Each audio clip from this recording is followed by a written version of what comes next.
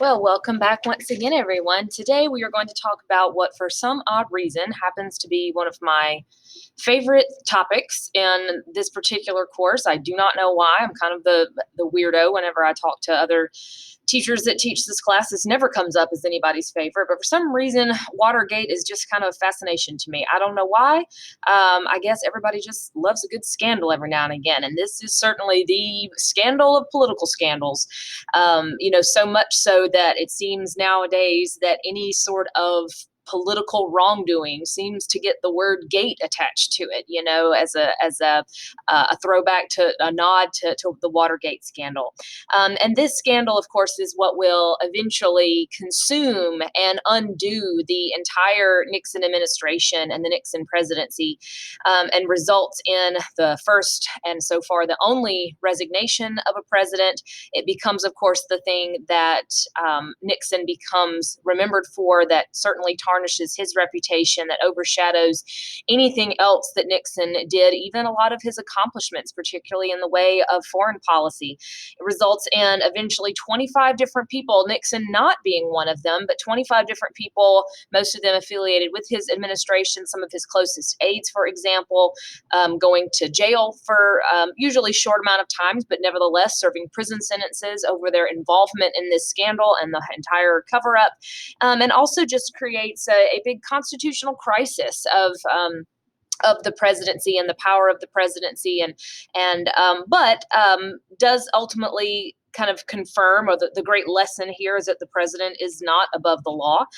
And it does, some people might look at the Watergate scandal as being a moment where, checks and balances worked, where checks and balances showed to be effective, and the president and those around him that committed crimes, brought to justice, most of them, for their actions. And this also helps contribute greatly to what was really already growing by this time, a great mistrust of government, which is unfortunate. We know that had been building certainly since the Vietnam conflict, and the mistrust over the involvement in Vietnam, and all of that's related to a lot of this as well. And unfortunately, I think it's very safe to say that trust in government has never been recovered, and a lot of Americans today still remain very suspicious of government, and kind of have an overall perception that politicians are corrupt and they can't be trusted, and those kind of things. And the Watergate scandal does a lot to ingrain that into our minds. So we want to start by looking at the background to the whole thing, to the whole situation, what this was about. And I find that Watergate is one of those things a lot of students kind of have a little bit of knowledge of, and they know that Nixon got in some trouble, and they know that Nixon resigned, or some may even be confused and think he got kicked out of office. He doesn't. As we're going to see, he resigns before that can happen, but are oftentimes very, very unsure about exactly what went on here. What did Nixon do? What was this all about? Initially, the thing is that the initial crime here, all of our evidence seems to suggest that Nixon was not involved. It is the cover up. It is a cover up of a crime, and something that Nixon got deeper and deeper into, that ultimately undoes his entire presidency, and leads to his fall. So let's look at the background of what was going on here. Now, before we even had the Watergate break-in, there were already a lot of questionable things going on within the Nixon administration, because Nixon, as I've already mentioned, was a very suspicious person. He was a very untrusting person. He was a very paranoid person. He had a very, quite a severe, what a psychologist might have identified as something like an inferiority complex, very much concerned over the way he appeared to others, took things personally, always kind of felt like the rest of the world was out to get him. And that fear and that paranoia becomes even more and more heightened throughout his presidency, partially because of the pressure of the job, I'm sure, and because of other things that were taking place.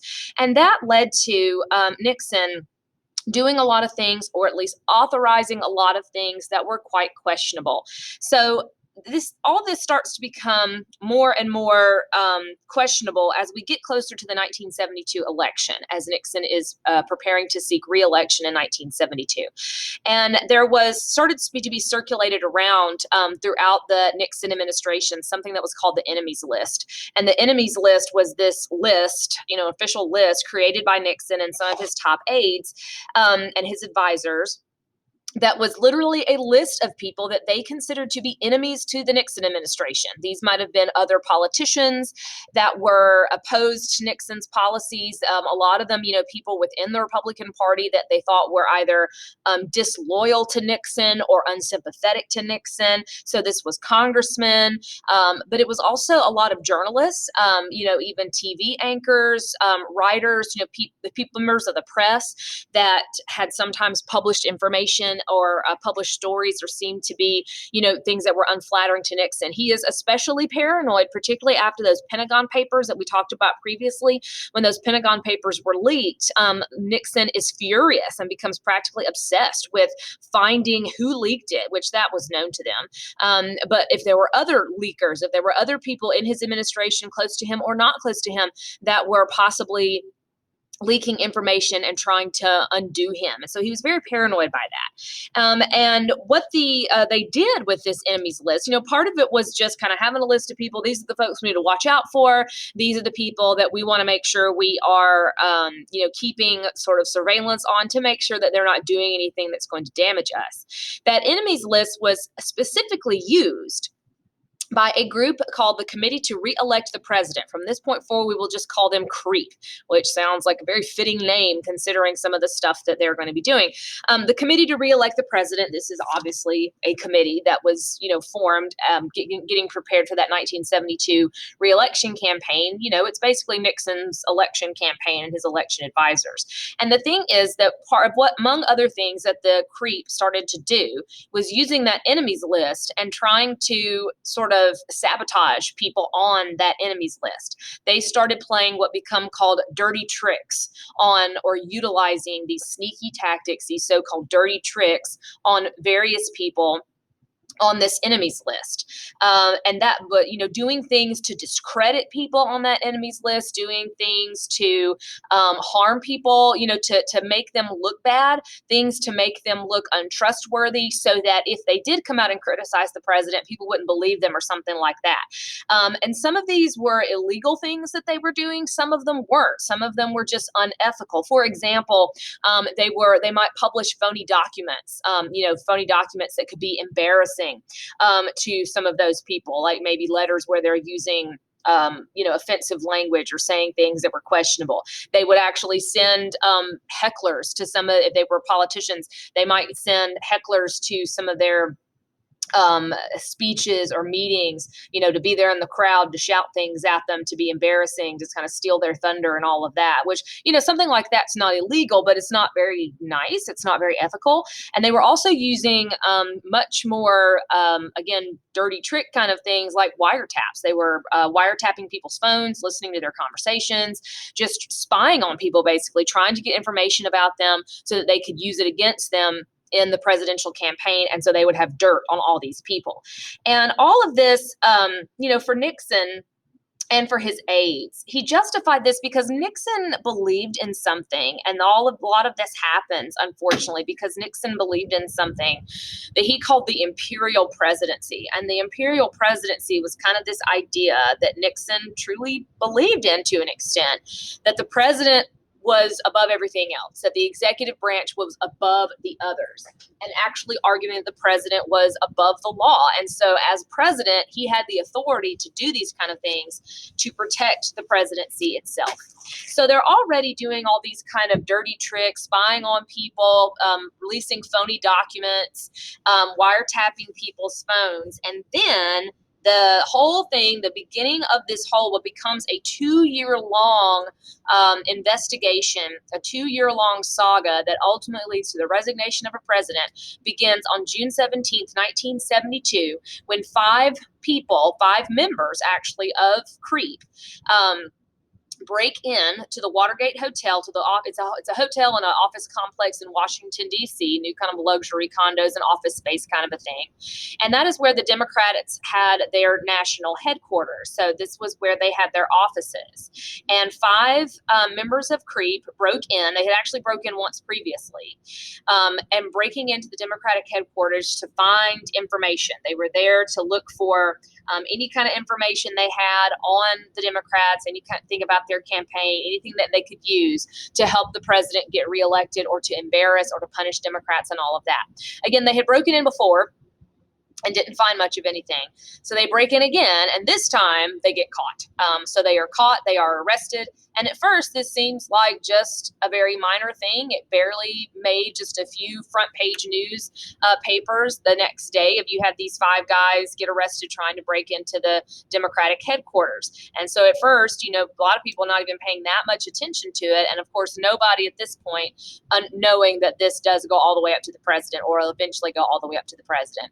And here's the thing. The president right now, at least as far as we know, he knew about and authorized all the dirty trick kind of stuff. But as far as we know, he did not know about and did not authorize the break-in of the headquarters. But here's where Nixon gets involved, and here's where it gets deeper and a little bit nastier. So the five burglars get arrested.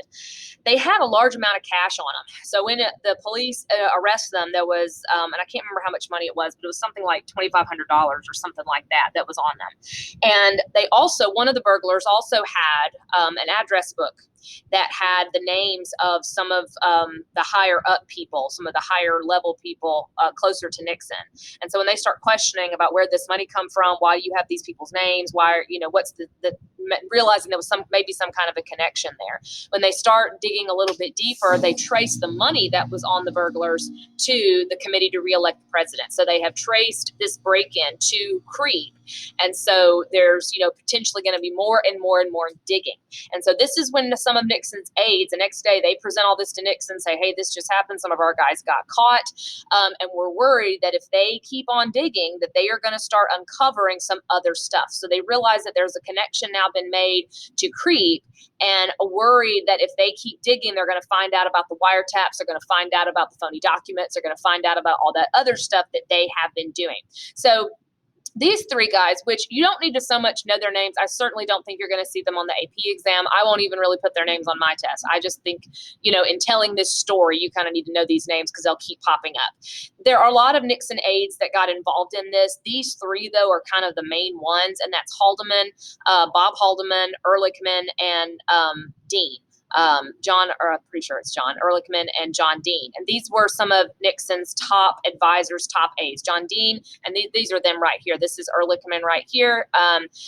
These are both legal counselors, legal advisors. This is Ehrlichman, and this is John Dean, who was the chief of staff, Nixon's chief of staff. And so these three are kind of the top aides to Nixon and some of the top ones that get involved in this whole cover-up. So Haldeman in particular comes to Nixon and, tells him this is what happened. Not many people are reporting it, and we think we can, put this whole thing, to rest if we can just get the FBI to stop investigating it. So here's where the cover-up happens. Haldeman and Haldeman and Nixon, what they do is they decide to tell the CIA to tell the FBI to stay out of it. So they kind of come up with this plan because the FBI is investigating this burglary. They're worried that the FBI is going to keep on digging and find this connection to the Nixon administration. So they decide, to tell tell the CIA to tell the FBI. This sounds really confusing.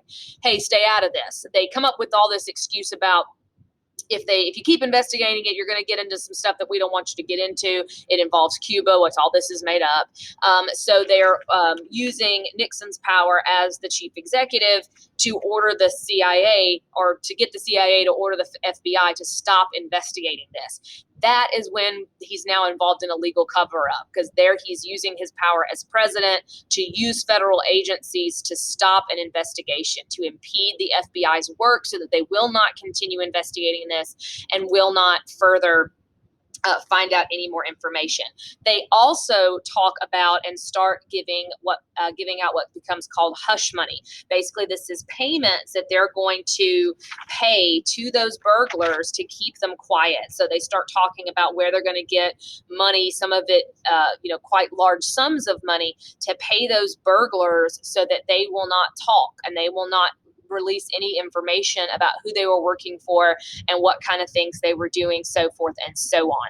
And they also start destroying evidence of some of the things that were going on. So now there's a cover up. So even if the president didn't know about the break in, now he's involved in an illegal cover up because he's ordering or getting the CIA to order the FBI to stay out of it. And they're also paying people off to be quiet.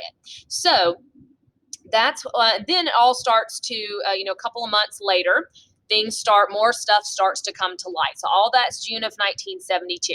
By February of 1973, now the Senate is starting to look into this whole thing. So when those burglars went to trial, the judge presiding over their trial actually suspected there was more to it. So he gave really harsh sentences to the burglars, gave them really long, or threatened them anyway, with really long prison sentences in the hope that they would be more forthcoming about information, that in order to avoid those longer prison sentences, that they would start talking about where all this went and all that kind of stuff. So in the meantime, the Senate starts to investigate all of this just to, make sure that there's nothing bigger going on. And it's at those Senate hearings in February of 1973 that more stuff starts to be revealed. One of the burglars in particular, his name was James McCord. James McCord starts giving more information. And it's in those Senate hearings in February of 1973 that James McCord reveals that the Nixon staff was involved, that there are people involved close to Nixon, that some of his aides, he does not say specifically, but he does suggest that this goes much higher up, that this was not just some random thing. This was not just some random break-in that involved some minions that just kind of wanted to help the president, but suggests that the president actually may even have something to do with it. So now there's a connection been made, and so more and more and more digging is about to happen. Now, another reason why this keeps coming up, and two people that deserve a whole lot of credit for uncovering the Watergate scandal, as well as many others, are two reporters, Woodward and Bernstein. Bob Woodward and Carl Bernstein. They were two young at the time. This is them right here at the bottom. They were two reporters for the Washington Post, and they were insistent on to keep on digging into this story. They were, really kind of ahead of their time as far as investigative journalism. And they were just adamant that there was more to this. And so they just would not let it die. So they kept on pushing, they kept on digging, they kept on reporting on it. They also had an informant from within the government that was giving them information that was, they had a source that they would meet not that many times. And that source's effectiveness, the amount of information they gave them was relatively small, but it was very, very helpful. And at the time, it was all very, very secretive. They never disclosed who that source was. And so that was kind of part of the intrigue, was who was this source. For the longest time, Woodward and Bernstein would only refer to them by a code name, which was a Deep Throat, which, yes. But anyway, and it's only been in the past handful of years that we now know who Deep Throat actually was. And he was actually the associate director of the CIA, Mark Felt, that was passing all this information. So, this is part of the reason why, politicians seem to have such a negative relationship with the media today. It's because of this kind of journalism. This was a new kind of journalism, the press that was not going to just take politicians at their word, that wasn't just going to let them get away with stuff, and was going to hold them accountable, and just kept on digging through it and insisting that there was more to it. So that is part of the reason why this keeps on going as well. And Nixon can't seem to get rid of it. He keeps thinking that it'll go away and he can make it die, and that never does happen.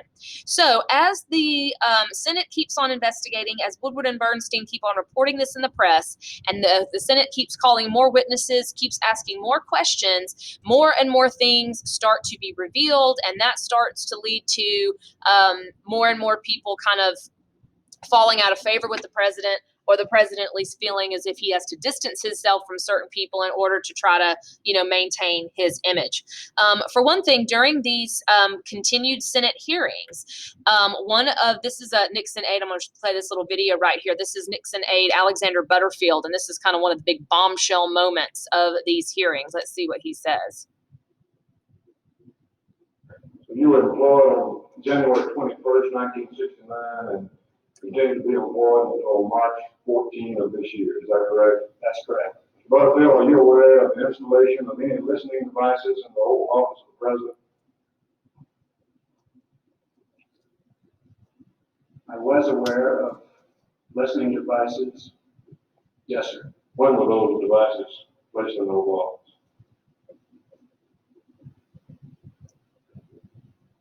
Approximately the summer of 1970. I cannot begin to recall the precise date. My guess, Mr. Thompson, is that the installation was made between, and this is a very rough guess, April or May of 1970 and perhaps the end of the summer or early fall of 1970.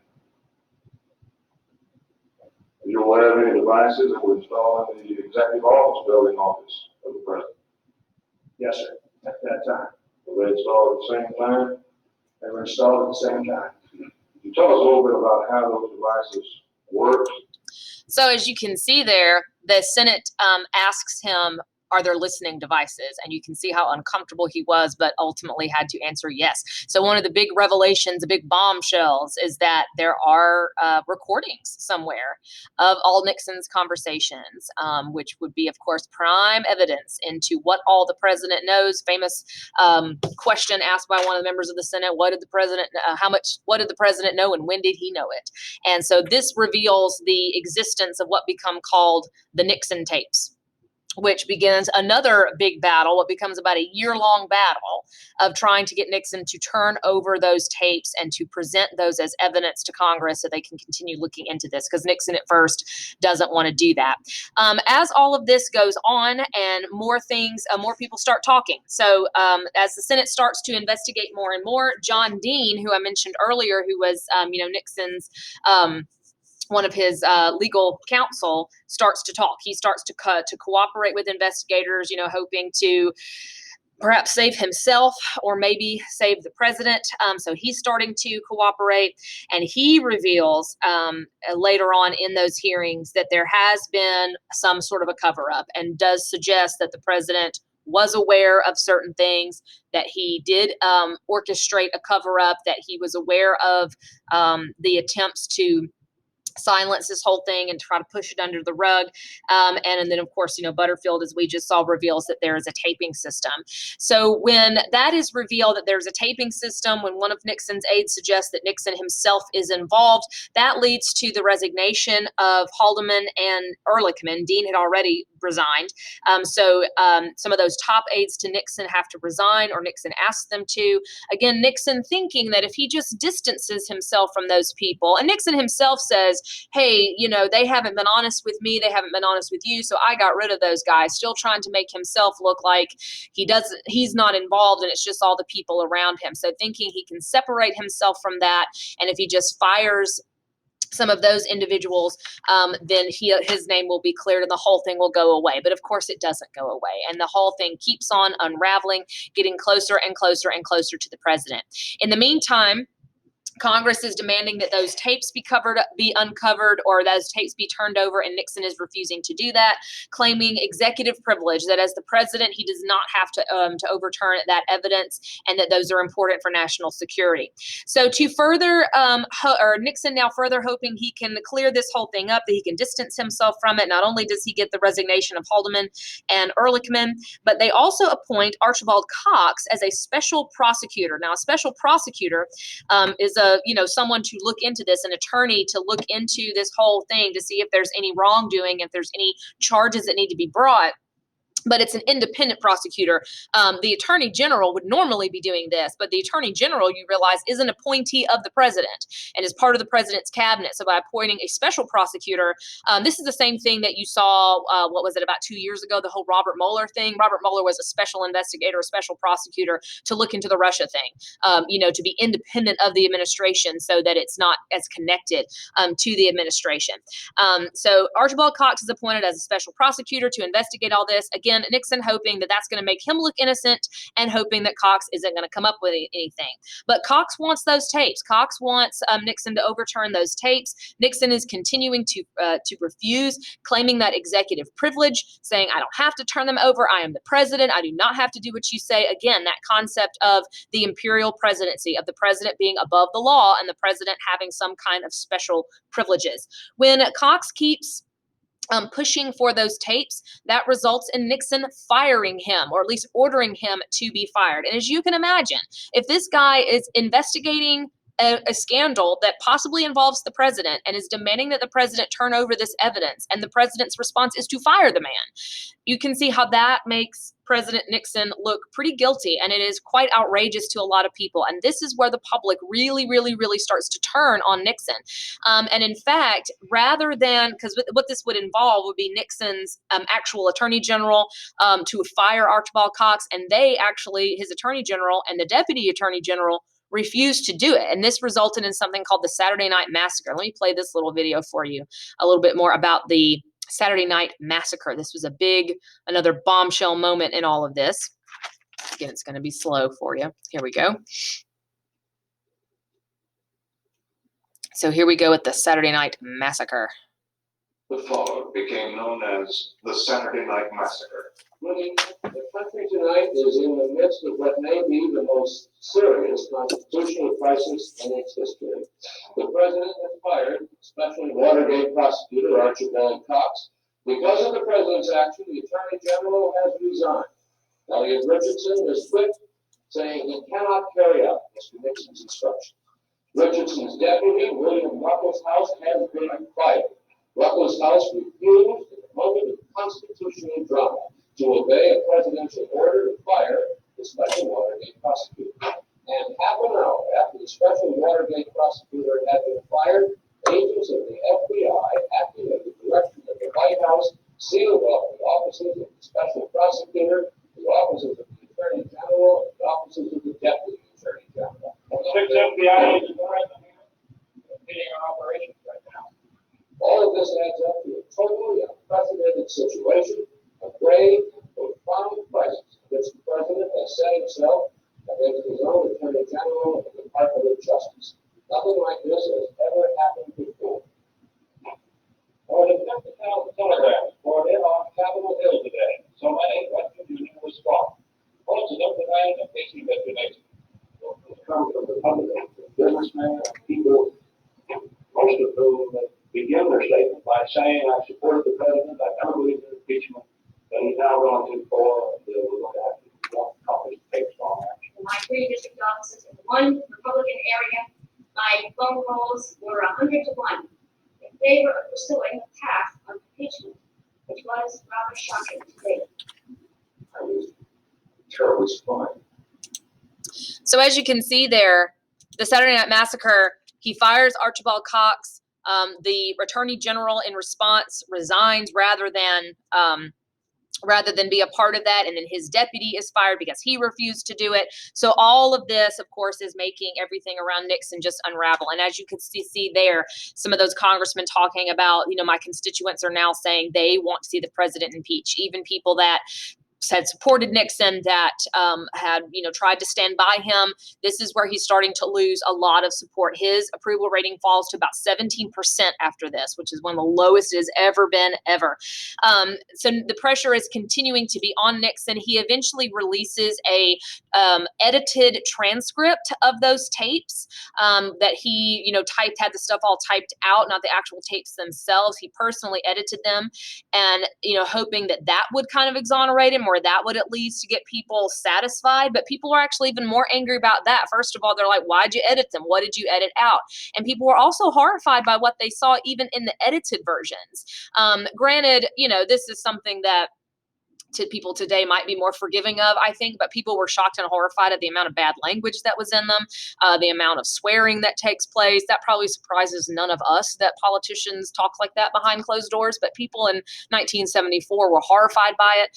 But not just swear words and foul language, but a lot of anti-Semitic rants and stuff like that. That was just really quite nasty and just showed a side of Nixon and a side of a lot of people that a lot of people were horrified at. And then eventually the Supreme Court, in a decision known as United States versus Nixon in July of 1974, ordered the president to release the tapes, to say he did not have executive privilege, at least not in this situation, that it did not apply, that did not give him the authority to withhold evidence from Congress. And so Nixon was forced to hand over those tapes, which he does with, infamously, 18 minutes missing. There's an 18-minute gap from a conversation on June of 1972. There's those bells. You know how much we love those. Which his secretary always claimed was a mistake, but more evidence has seemed to support that it was not a mistake, that something was intentionally erased there.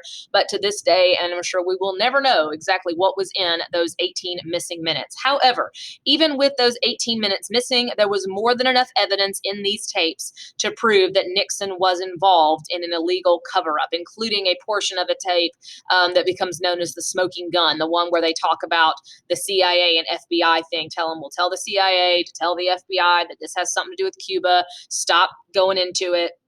Leave it alone. And that ought to nip it in the bud. So this is proof, more than enough proof, that Nixon was in fact involved in a cover-up. And so now the Congress is seriously considering the concept of impeachment. So the House Judiciary Committee, even before the tapes were actually released, had already been drawing up articles of impeachment against the president. And there were 3 charges that they drew up. One was obstruction of justice. Obstruction of justice mean, to obstruct something means to get in the way. So basically getting in the way of justice being served, getting in the way of the investigation, impeding the investigation. And they charged that Nixon obstructed justice with the payments of hush money to the burglars, paying people off to shut them up. And the withholding of evidence, withholding of evidence from Congress and some destroying of evidence constituted obstruction of justice. They will also try to charge him with abuse of power, abusing the power of the presidency, abusing the power of the executive branch, and alleging that Nixon abused power when he used those federal agencies, the CIA and the FBI, to do what he wanted them to do, misusing his power as leader of, commander-in-chief to tell the CIA, to tell the FBI to do something else, and impeding the FBI's investigation into the whole scandal. And they also intend to charge him with defiance of Congress, disobeying congressional orders with the attempts to withhold the tapes and to withhold that evidence from them. Now, the House Judiciary Committee votes for these articles of impeachment. The full House never does. So that's why technically Nixon is not actually impeached. He was about to be impeached. But knowing that there was more than enough evidence to get him on all of these charges, and also realizing eventually within a few days that he no longer had the support not only of the public, but he also no longer had the support of his party. Party leaders in Congress informed Nixon that he does not have support, that he does not have the votes to survive an impeachment vote, and he doesn't have the votes to survive a trial in the Senate either. Nixon decides to avoid all of that by resigning. So before the full House can vote on impeachment, so they do not actually vote on that because a few hours beforehand, Nixon addresses the nation on August 9th, 1974, and announces that he will resign the presidency effective the next day. So he becomes the first and only president to resign or quit the presidency in light of this whole scandal. And this is him leaving Washington the following day.